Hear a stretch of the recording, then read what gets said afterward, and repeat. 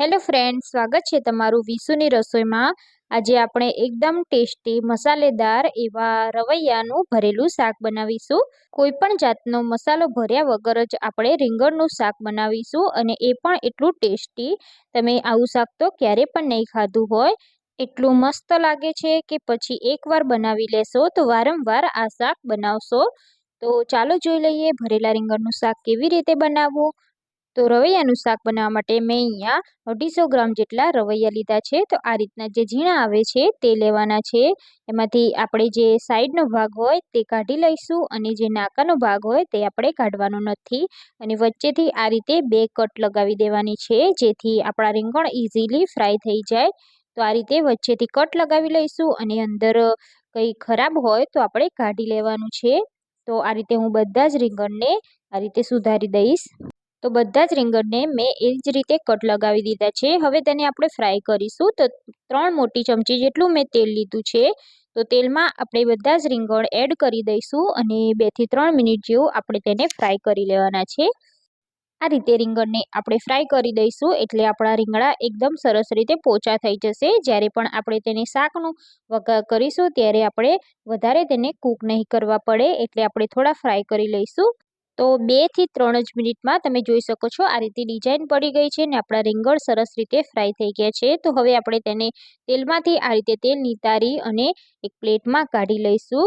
હવે તે જ પેનમાં આપણે વઘાર કરીશું। તો અહીંયા તેલ આપણું આટલું બરાબર છે। જો તમારે તેલ ઓછું હોય તો તમે અહીંયા થોડું તેલ વધારી શકો છો। તો હવે આપણે તેલમાં વઘાર કરીશું। તો અહીંયા મેં 2 તમાલપત્ર, 3 થી 4 લવિંગ એડ કરી દીધા છે।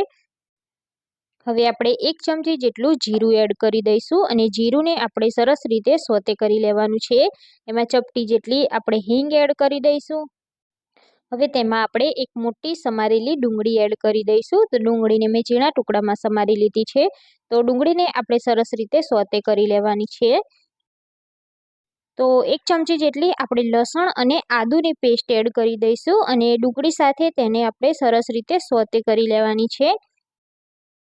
તો ડુંગળીને આપણે ઢાંકી અને 1 મિનિટ જેવું આપણે સોતે કરી લઈશું। 1 મિનિટ જેવું થઈ જાય પછી તમે જોઈ શકો છો ડુંગળી આપણી સરસ રીતે સોતે થઈ ગઈ છે। હવે આપણે મસાલા કરવાના છે। તો મસાલામાં 1 ચમચી આપણે મરચું, 1 ચમચી જીરા પાવડર, અડધી ચમચી હળદર અને અડધી ચમચી જેટલું આપણે મીઠું એડ કરી દઈશું અને બધું સરસ રીતે આપણે ડુંગળી સાથે મિક્સ કરી લઈશું। તો હવે આપણે ટામેટાં એડ કરીશું। તો મેં અહીંયા મોટી સાઈઝનું ટામેટીને ટુકડા કરીને એડ કર્યા છે। જો તમારે ગ્રેવી કરીને એડ કરવી હોય તો તમે તે પણ કરી શકો છો। તો હવે આપણે મિક્સ કરી લઈશું અને ટામેટાં સોફ્ટ થાય ત્યાં સુધી તેને આપણે કૂક કરવાનું છે। તો ફરી આપણે ઢાંકણ ઢાંકી દઈશું અને 2 થી 3 મિનિટ જેવું ટામેટાને સોફ્ટ થવા દઈશું। તો અહીંયા આપણા ટામેટાં સરસ રીતે સોફ્ટ થઈ ગયા છે, તમે જોઈ શકો છો। તો આપણે ટામેટામાંથી તેલ છૂટું પડી ગયું છે, એટલે હવે આપણે આગળની પ્રોસેસ કરીશું। તો હવે આપણે તેમાં પાણી એડ કરવાનું છે। તો મેં અહીંયા 1 ગ્લાસ જેટલું પાણી એડ કર્યું છે। તો તમારે જેટલા પ્રમાણમાં ગ્રેવી જોઈએ તેટલા પ્રમાણમાં તમારે પાણી એડ કરવાનું।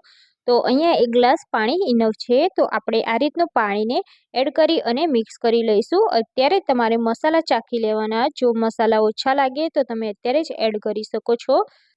તો હવે આપણે જે રીંગણને તળીને રાખ્યા છે તે એડ કરી દેવાના છે। તો એક એક કરી આપણે બધા જ રીંગણને એડ કરી દઈશું। તો આ રીતે રીંગણ એડ કર્યા પછી આપણે ઢાંકણ ઢાંકી તેને 10 થી 15 મિનિટ જેવું એકદમ સ્લો ગેસ ઉપર તેને કૂક થવા દેવાના છે। તો 10 મિનિટ જેવું થઈ ગયું છે અને તમે જોઈ શકો છો આપણા શાકમાંથી બધું જ પાણી શોષાઈ ગયું છે અને એકદમ સરસ રીતે ગ્રેવી બની ગઈ છે। તો આ રીતની ગ્રેવી રહે ત્યાં સુધી આપણે તેને કૂક કરી લેવાનું છે। તો જોતાં જ ખાવાનું મન થઈ જાય એવું આપણું ભરવા રીંગણનું શાક તૈયાર થઈ ગયું છે।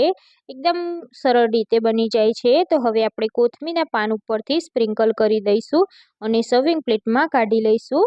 તો આ રીતે તમે આ શાક બનાવશો તો તમારે ભરવાની ઝંઝટ વગર આ શાક તૈયાર થઈ જાય છે અને ખૂબ જ સરસ લાગે છે। તો આ શાકને તમે રોટલી, ભાખરી કે પછી રોટલા સાથે ખાશો તો ખાવાની ખૂબ જ મજા આવશે। એકવાર જરૂરથી ટ્રાય કરજો। રેસીપી ગમી હોય તો વિડીયોને લાઈક અને શેર જરૂરથી કરજો। અને ચેનલને સબસ્ક્રાઇબ ના કરી હોય તો ચેનલને સબસ્ક્રાઇબ કરી લેજો, બાજુમાં આપેલા બેલ આઇકોન પર ક્લિક કરી લેજો, જેથી નવી નવી રેસીપીના નોટિફિકેશન તમને મળી શકે. ફરી મળીશું ફ્રેન્ડ્સ આપણે એક નવી રેસીપી સાથે. જય શ્રી કૃષ્ણ.